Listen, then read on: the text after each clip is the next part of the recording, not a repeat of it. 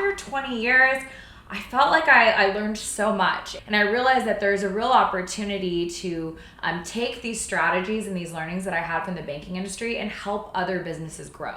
And companies like Wells Fargo and Bank of America, they have very deep pockets. They have a lot of their services in-house, and they have endless budgets to really invest in engaging their people, building the best employee journey. But a lot of other business owners that I saw were trying to grow and scale, and they don't have those resources, and they didn't understand the importance of onboarding practices, the right hiring questions, making sure that they had a good performance management system and performance reviews, how they manage recognition, like these simple things that were so critical to our success as an organization. A lot of businesses are lacking. And so I thought this was a great chance to take this knowledge, take this passion that I have, and go out there and help other businesses so they can also grow and thrive.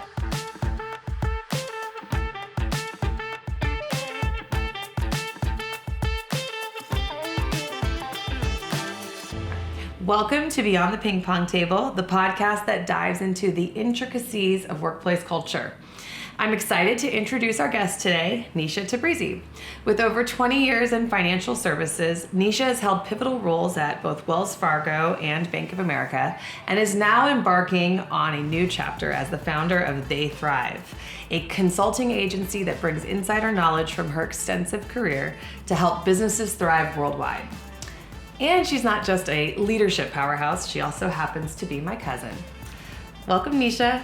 Awesome. Thank you so much, Farron. Thanks for having me. So obviously, Nicha and I go way back, and I remember your first days in banking about 20 years ago. Can you talk to us a little bit about how you got into banking and how you climbed that corporate ladder? Sure. I mean, I always joke that nobody picks banking as a career. You kind of fall into it. When they ask you in elementary school what you want to be when you grow up, a banker's not usually one of the ones on the list, but it ended up being such a gift, and I learned so much. And looking back, I wouldn't have it any other way. I actually started as a teller when I was 17, right out of high school. And I just got it as a part-time job. I was just looking to, make some money. And little did I realize that it was going to turn into a 20-year career. And in that time, I worked my way up from a teller to a banker, assistant manager, branch manager, district manager, sales coach, performance manager, area president. I really did it all. I did every role from the ground up.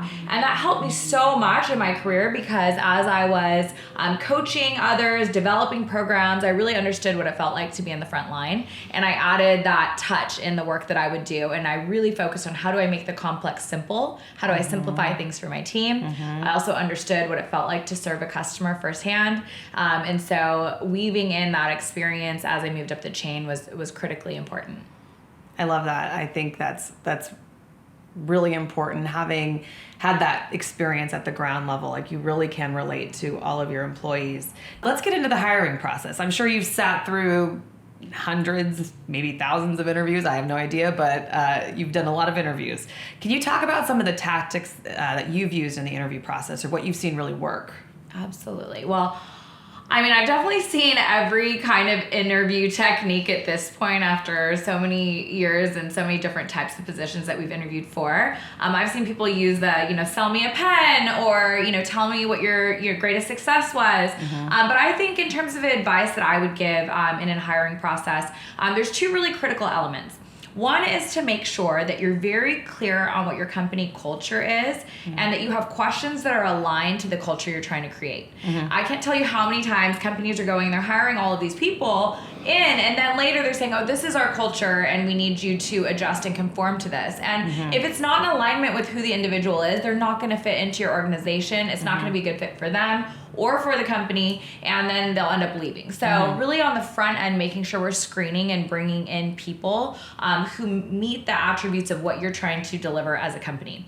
A great example I could share, I worked for a leader who he had the 5 key traits for our region, and he was very clear on what those traits were. you had to have the will to win, you had to have personal accountability, you had to have coachability, and there were a few other things, but coachability was one that really stood out to me, where I had never heard anyone specifically call out like coachability is something we needed to watch for in the interview process. And I think it was one of the most important traits because, you know, looking back, we were bringing in people who really weren't great at getting feedback. And in our jobs, we're having to give them feedback and adjustments all the time. And, you know, it just created conflict. And so now, you know, I think that's something that I really advise people is be crystal clear on what those attributes are. And something like coachability is a great one because you want someone who's willing to, you know, really take feedback in and try to be their best versus fighting against management when they're getting feedback.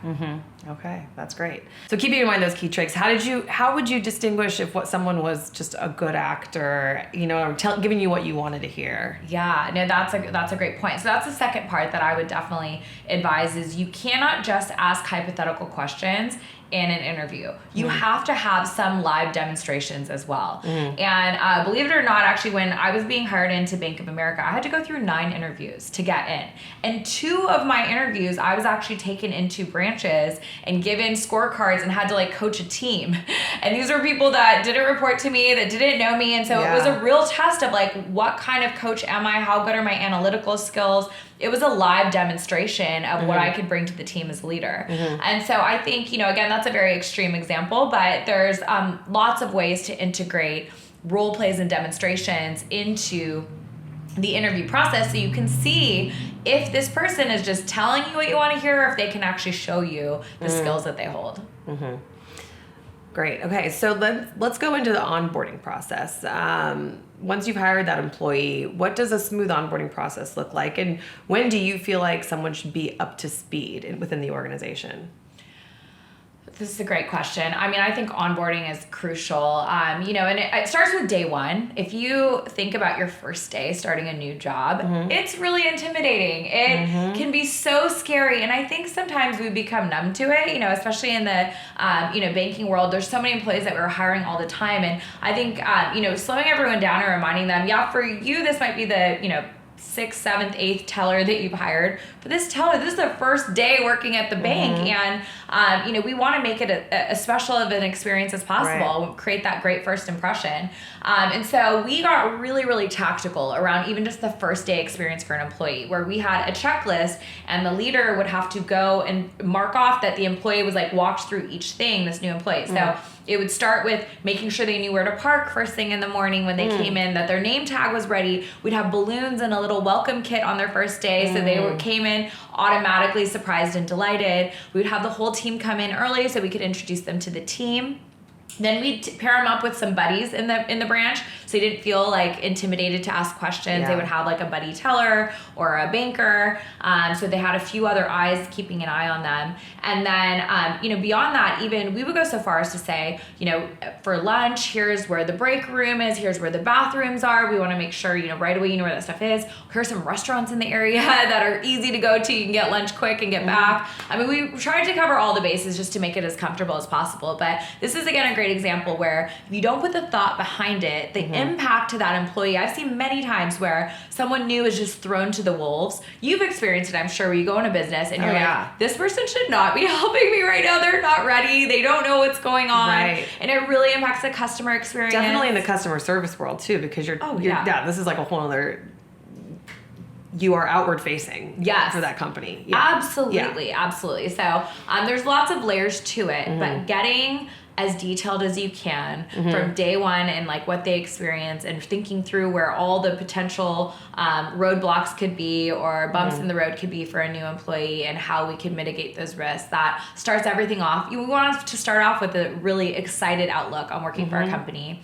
And then beyond that, I really still think the first 90 days, you're still in that trial period. I always kind of called it like the puppy phase. They're still like a new puppy, and we need to make sure that we're paying extra close attention to them. And I'd always tell my managers, the more time you invest in that first 90 days, the better, the easier it's going to be later, right? Just like when you get a new puppy. If you spend that time in the beginning and you make sure you get all the right routines going, later down the road, they know exactly what to do, and you don't have to go back and do the extra training and deal with all the missteps. So I think that first first 90 days is crucial. And to make sure in those 90 days, there's plenty of observation, feedback. We have checklists to make sure that they're learning different skills and getting better progressively over the 90 days. So that way too, there's no surprises. It's not like, hey, you're not doing a good job. I mean, they're hearing from their manager, daily, weekly on their progress. Yeah, it's like full transparency, and starting with that checklist, it's like there's no surprises. Exactly. And everyone is getting a consistent experience with their onboarding. So have you ever had that moment where you're like, ooh, did we make the right hire? Definitely. There's always going to be something. It's going to happen. It's going to happen for sure. So what kind of things would you do to double check and make sure that you're moving forward with the right person? I mean, once we've hired them to the organization, we're doing the best that we can to, help them adapt. And, I think if 90% of the employees you hire end up staying the first year, you're doing pretty well. But there's always going to be the one who it wasn't the right fit for whatever reason. Another opportunity comes up. And so, I think that's where just really making sure you have a consistent performance management process is crucial. And what I actually always like to talk about is, it can't just be about results. One of the things in the banking world that we had a lot of focus on was around activities times effectiveness equals results. That was like our ratio, right? So A times E equals R. And at the end of the day, if you just focus on the results, you're not really seeing if this employee is actually, getting better, if they're doing things effectively. It's possible a customer just walks in and is like, hey, I need a $2 million loan. And it just happened that was the first desk in the front. They closed a $2 million deal. Now we're all celebrating, oh my God, this employee is so great. They closed a $2 million deal. And it was just luck. Versus the employee who's, talking to lots of customers, having the right conversations, and maybe they're only booking a $100,000 deal at a time, but they booked 20 of them and got into the same $2 million. So it's like what we're celebrating can't just be results. It has to be activities based. And then to your point, the effectiveness is a factor of that. If you're having a lot of conversations with customers and they're not effective, you're not going to get the result. But if we can increase your effectiveness, then we should see the results happen. And so I think that is a great way to help manage with new employees, especially if someone's not a good fit. You're kind of like, okay, I can't control your effectiveness. Maybe that's where you're lacking, but I can say you need to have 10 customers you interact with a day that you need to go speak to. And if over those 10 customers we're honing in on that effectiveness, it's not moving. Now we can say, look, the results aren't where they need to be. We've been trying to do all these activities with you, and it might not be a good fit. We'll try to find other positions within the organization if we can, but also sometimes if you have to part ways, that's okay too. I think at some point it impacts the rest of the team when you have someone on that's not a good fit or is struggling. It really does affect everyone else. So it's almost better, for everyone to just kind of work together and figure out what's right for the company and for the employee. What is the attrition rate in the banking industry, or what is the turnover like? Is it? Well, gosh, it's been a little bit, and there's obviously different factors. I know right now a lot of companies are downsizing, so that's, there's the voluntary attrition, which is the, what we really focus on. Yeah. But I would say under 20% was kind of like, we needed to stay under 20% turnover. That was a bit, the main number. Best in class, and they would measure it over a year. And so best in class, I saw markets that kept it to 5% sometimes, which is incredible. But I would say 20% was kind of a good number to strive for. All right. So what mistakes do you see companies making when it comes to workplace culture? I think probably one of the biggest mistakes is that we lean too heavy on assuming employees are motivated just by salary and pay versus understanding the impact of recognition. And so that's something I saw firsthand. We had really strict budgets of what we could pay at the bank because you have so many employees, you have to be consistent. It was very small incremental raises. So for a lot of employees, they would get frustrated that they weren't, making enough money. But honestly, like if you did a good job of recognition, that really didn't matter. It actually was way more impactful for the employees to feel appreciated and even just to lean into things like recognition events. It's like even if we didn't have enough budget to, give everyone the salary increases that they wanted, taking a smaller amount and putting together a little recognition event to boost morale, to make them feel appreciated, it went a really, really long way. And actually, one of the keys to my success when I became a district manager was I created the Teller Gold Club. And I remember I came up with this idea because when I was a teller, I was a top performer. And I got to go one time. They took me to like a recognition event in San Francisco, and it was like a fancy dinner. And I mean, I don't know, it just was so glamorous, and it really motivated me, inspired me, and like really made me want to keep working for the company. And so when I, moved into a district manager role, I thought, gosh, I really think we're not leveraging our teller line enough. I mean, they see the most customers, and I feel a lot of times they weren't invested in. And so I created a Teller Gold Club where if they reached gold level performance in customer service and in sales, that they were invited to a little dinner. I hosted the dinner. I mean, it was literally, we just did it at this little Mexican restaurant in my market. And it was, super inexpensive. It was nothing fancy, but we made them little certificates and little pins that they could wear when they went back. And these tellers, I mean, the first time I did it, I only had maybe, 10 tellers that hit gold. But those 10 tellers, they were so excited to get one-on-one time with me. And then obviously when I went to the branches later, I knew them all by name. I made sure their managers made a big deal about the fact they got to go to this Gold Club dinner. And so then they're wearing their pins and they're telling all their friends in the branches, I got to go and sit with Nicha. And it spread like wildfire. And then next thing you know, the next Gold Club, the number doubled. And I was at, 20 of my tellers made. I'm like, okay, now, budget's a little bit higher, but our performance was so high, it was no problem. Didn't matter, yeah. It didn't matter. It was no problem to buy a few more meals at dinner. And then eventually this thing caught so much momentum that we had to push the Gold Club to later in the night because there were so many tellers going that we couldn't even close the branches. Like there was staffing issues. That's awesome. So yeah, I mean, and that was where the light bulb went off for me. And it was like, you know what? We get so focused on salary stuff, the power of recognition. They were getting a dinner at a very simple Mexican restaurant, a pin and a certificate. It was not much, but that feeling that they had of being appreciated, being put on the spotlight, celebrated, shared, it was honestly the most motivating thing. And those tellers were the ones that stayed with me for years to come. They moved up, they became my bankers, they became my managers, they, became eventually district managers that worked under me. And, so even from a retention standpoint, not just performance, but retention, they were so loyal. And it really was, crucial in building our culture and our success.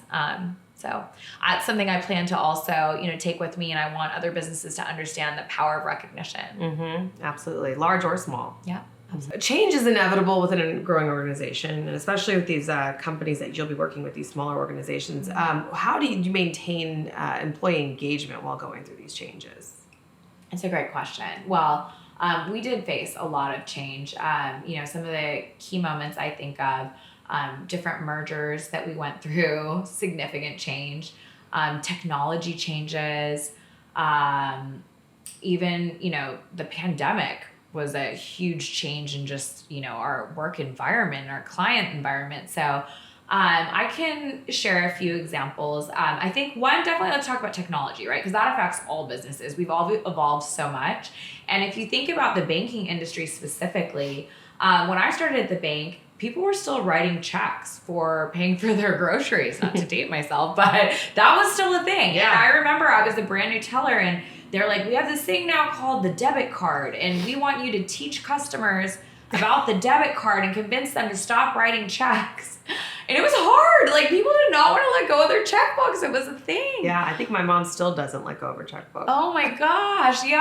That was like a whole thing. And then we also had online banking got introduced. And that, like, convincing customers, hey, we want you to set up an online banking account so you monitor your accounts. Like, I could not live without online banking anymore. I can't imagine waiting for my statements at the end of the month to see what's happening. Like, how do people balance their checkbooks? I mean, it was just, you had to, that too all of it. So there's a lot that has evolved in technology that's impacted businesses. And so as those different kind of milestones came up, as these companies recognize, okay, it's time to change, having great training for your employees is critical. And they have to believe. And so we used to have all the employees try whatever was coming out, whatever was new, they had to try it first so that they actually understood it and understood the benefits of it. And then there were times too where you still were met with resistance. We still have customers who are waiting in line to deposit a check instead of using their phone to take a photo and deposit. And they could save so much time. They just are resistant to change. And so in those situations, sometimes you have to get a little bit more, aggressive in your approach. And, I always would share the example of when airlines went to the self check-in kiosks. I remember when that first happened, like I was that customer. I was like, I'm not using that thing. I don't want to use that machine. I want this girl to like check me in or this guy to check me in. Yeah. I would wait in the line and I could see all the kiosks available and I just wouldn't go. I just wait in the line. And then I remember one day, one airline, I don't know if it's Southwest or what, they ended up like saying you could not go and have someone help you. You had to use the kiosk, but they had a person there that would help you check in at the kiosk. And so it was kind of by force. But once you did it a few times, you're like, this is easy, this is comfortable, it's actually way better. And then you've adopted to change. And so I think that's another element to keep in mind. People are going to resist change. It's just a comfort thing. And whether it's your employees, your customers, that's a natural human habit. And so you try to teach them and show them the way gently. But at some point too, you just have to rip the Band-Aid off and be like, this is how we're doing it. Like, you're going to have to adjust. You're going to get used to it. And because you know that once they've adopted the change, that it's going to get comfortable and it'll get better and we'll move forward. So I think those are some great examples of, change management and how we dealt with it.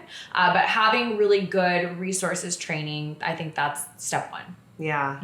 How about the COVID? Go into that one a little bit, because I remember calling you during COVID and you're like, yeah, I still have to show up at the bank every week, and so what was that like? I mean, when the whole world's shutting down many of us are able to at least have the luxury of working from home, what was that like? Yeah, that's a great point, because technology and all these other things, it's like if you're a little slow to adopt, there's no real consequence. But COVID just like hit us and we had to deal with it. And there was no training manual for a pandemic. In our lifetime, none of us had experienced anything like it. So nobody knew what to do. And, banking, we were an essential services business. Restaurants were so many that had to stay open. And it's like, you have employees who are scared. You have customers who are scared. There's no playbook for how to do this. We got to make sure things get taken care of, but we don't know if we're doing it the right way. And, one of my best practices always as a leader was to get out there with my team and make sure I experienced what they were experiencing and talk to them and ask questions. That's how I really built a lot of the training programs that I did. That's how I built a lot of my strategies. It was going out and seeing, okay, we have this idea, we're implementing it. As the team is doing it, how's it working? And so at the pandemic time, a lot of people were scared. I went into my branches and I was like, how are you guys feeling? What's going on? What are the customers saying? And what I realized was that they didn't know how to address the elephant in the room. They didn't know how to say to customers, like, are you okay? How's the pandemic affecting you? They're scared to say anything. So then they're just like doing the transaction, maybe, trying to do a sale the way they used to. And they were just being tone deaf to the environment that we were in. So I went back after, hitting a few branches, kind of seeing where we were going wrong.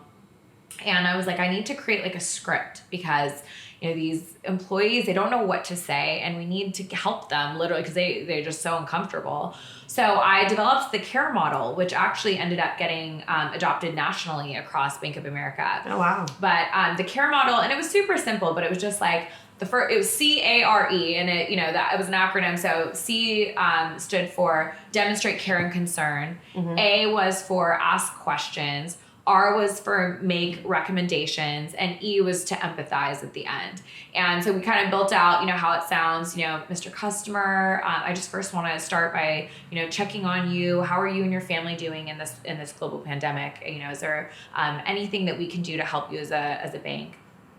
And showing that care and concern, that was number one. Then 2, ask questions. So then we literally went into, okay, how has your work been impacted? How has your family been impacted? How have you been impacted? To give them a chance to say, my work is shut down. I'm not making any money right now. Okay, now that's something we can help you as a bank. Maybe you need a loan. Maybe there's some sort of financial advice. But by, putting that ask questions, that was really critical to get them to dig, because employees felt uncomfortable, but we had a responsibility to ask questions. And then, the recommendations, empathy is pretty self-explanatory, but bottom line, it really helped to empower the team.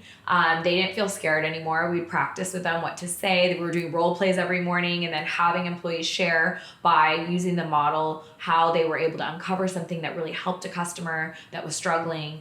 And so I think in general, in any change, rollout, any sort of problem that you're dealing with, getting out and talking to the front line and really hearing from them and observing kind of what they're doing is going to help you get to the right solution. And then making the complex simple. I mean, it was just like 4 simple, lines that they had to memorize, but by doing that, it was easy to get everyone to adopt it quickly. And our culture shifted overnight, and it's like customers were like, okay, this bank really cares about me. These people care about me. And as a byproduct, we did still perform. We were able to get loans to customers that needed them, people who had different financial situations that they needed to adjust their finances. We could help them with all of that. So it led to tons of financial conversations that wouldn't have happened. That's amazing.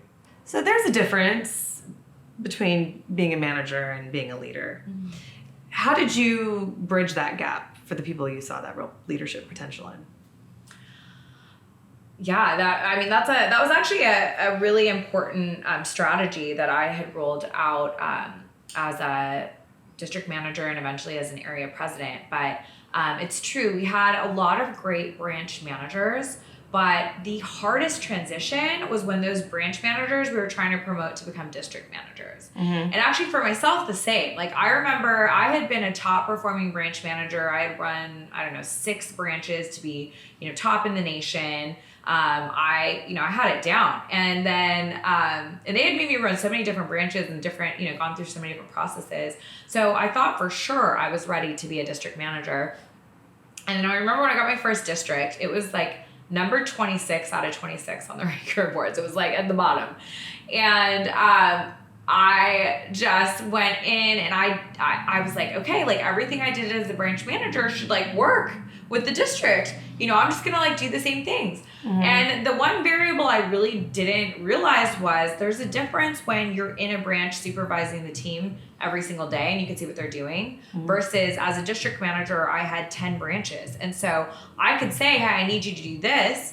And then I would leave. And then, they wouldn't do what I asked them to do, or they wouldn't follow up on their commitment. So it was, I just couldn't understand it. And so that was the time that I really understood the importance of process. I also understood how crucial it was. You could no longer just manage by accountability because I wasn't there every day to see when they, were and weren't doing things, but you did have to get better at like creating more leaders who were able to inspire and follow through on whatever your vision was. And so a couple things that I put together, one was I put through bulletproof processes. So in my branches, it was like, okay, like at, this time of day, we need to sit and look at these specific things. And then we want to make sure that, X, Y, and Z has been completed. So it reduced some variability because it just was like, okay, they had a clear guide on exactly what was expected throughout the day. And so by having those processes, I built more consistency across my district.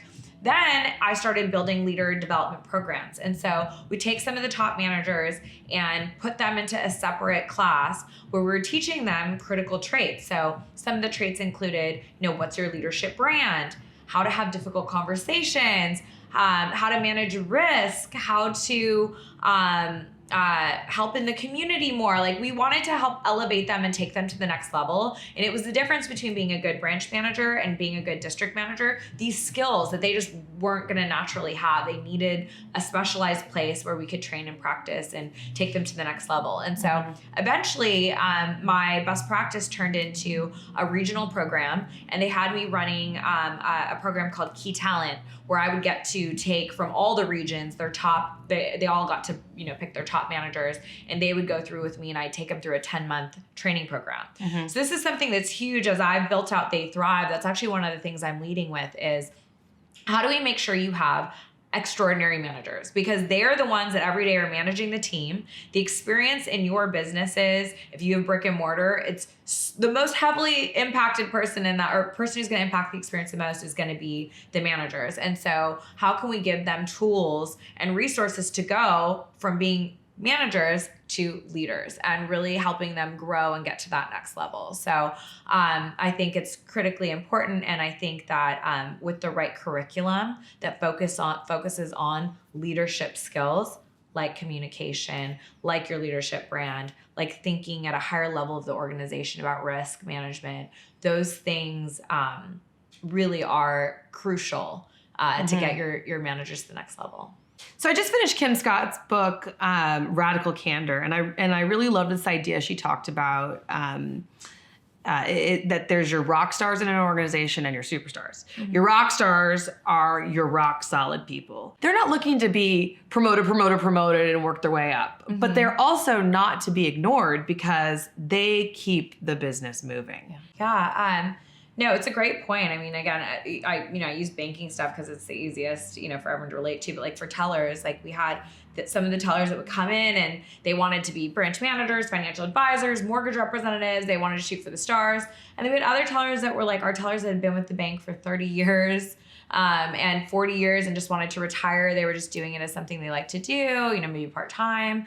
But both were critically important. I mean, to be the tellers that had the longest wait time, or like all the customers wanted to wait for, were the ones that had been there for years and years and years, and they become friends and built rapport, and like they knew the customers by name. And so, definitely agree with you that that's a critical component. And so, I think one of the strategies that worked really well to focus on keeping the rock stars engaged was creating kind of champion roles and making sure that they still had, they're a wealth of knowledge, and just because they don't want to move to the next position doesn't mean that they can't have responsibilities and help out and have a higher purpose. And I still think at the end of the day, everyone, wants to contribute and they want to make an impact.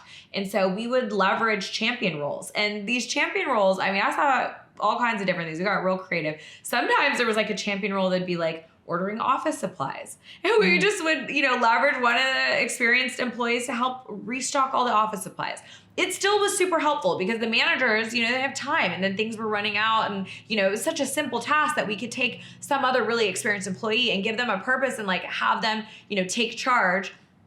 And I remember we had one teller, that was his job, and he was like so proud. Like every day would like go around and ask, what is it that everyone needed? And he took it really seriously. Yeah. And it was like, lifted a weight off the shoulders of the manager. This employee now feels good about contributing more. And without promoting them, without making them go to, into these other positions, they could still, contribute, and they loved it. And so, we also took the champion roles to the next level and had experts in different product areas. So for example, if we had so many different departments, mortgage, financial advisors, we might have a teller that was like a mortgage champion, and they would get to go sit with the mortgage rep for, 30 minutes once a week or 20 minutes once a week to get information and then share it with all the other tellers and like put brochures out. So again, it's, still just empowering and making people feel like they're making an impact, and that's significant. I think that's a great way to keep your rock stars making a difference and engaged without having to move them up. Yep.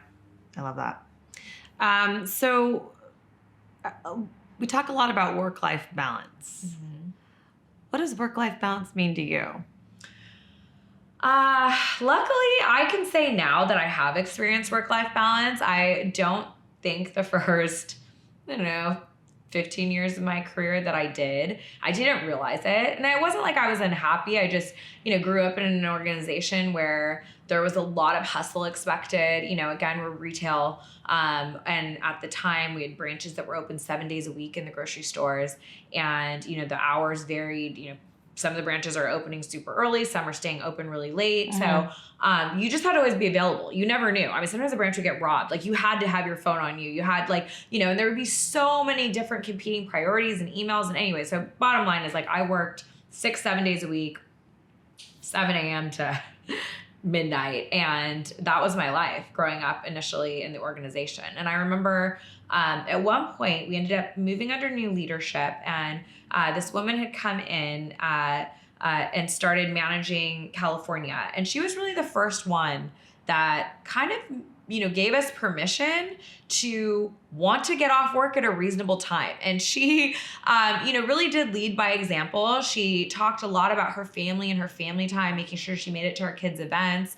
And I think that was a critical thing. We had to see someone who was leading the team lead by example and share that it's okay and actually encourage us to want to get to our things. Yeah. But even that isn't always enough, because she still under her had some leaders who hadn't changed. And I worked for one of those people. So it was like, even though at the top of the house, the head of California was saying all these things, like my direct manager was still making me feel like I, was sending me emails at 2 a.m.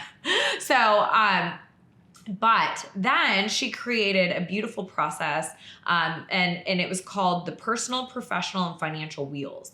And so it was like a little wheel. I mean, really simple. Looked like I had a peace sign in the middle, and there was a bucket for personal goals, professional goals, and financial goals. And every employee in the entire state of California had one of these little wheels, and they filled out their goals for the year, and we put them up in the bulletin boards in the back of the branch.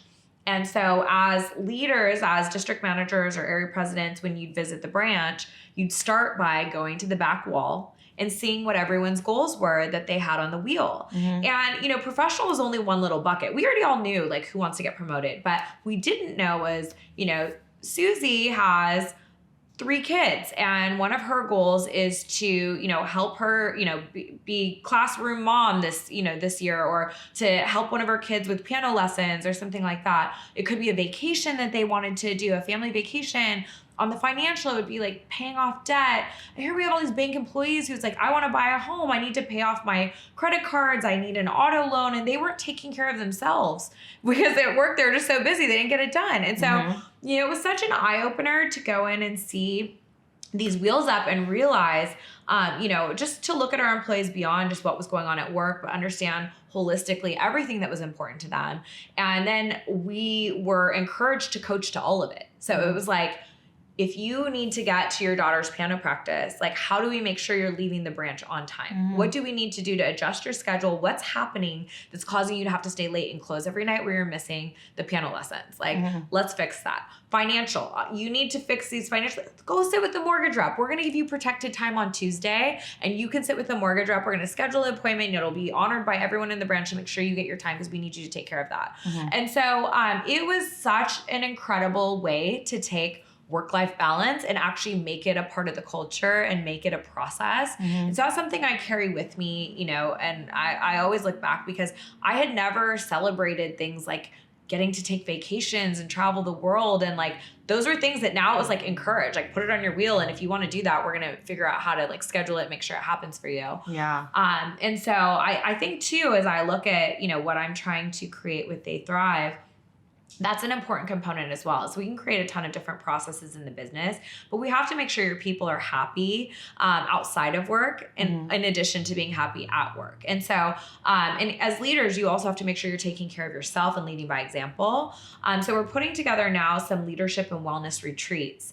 And that's actually going to be launching for 2024. And I think that's going to be a great opportunity to, again, create a process that really goes beyond just saying have work-life balance, but you'll have an opportunity to step away for a week and really practice things that will help you personally, professionally, financially, and with health and wellness. And so I'm really excited about that new venture. That's amazing.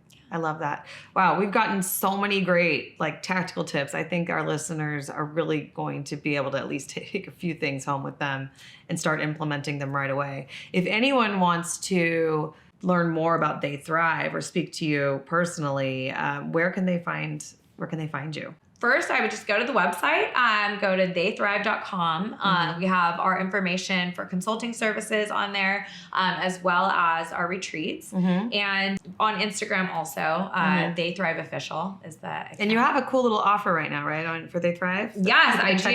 Yeah. So when you ask the question about how we turn managers into leaders, again, I think that's one of the most crucial things. It's like, if you don't know where to start, let's start there. Because those managers, they're impacting the experience in your business. They're coaching your team. Like, we got to make sure we've got them up to par first.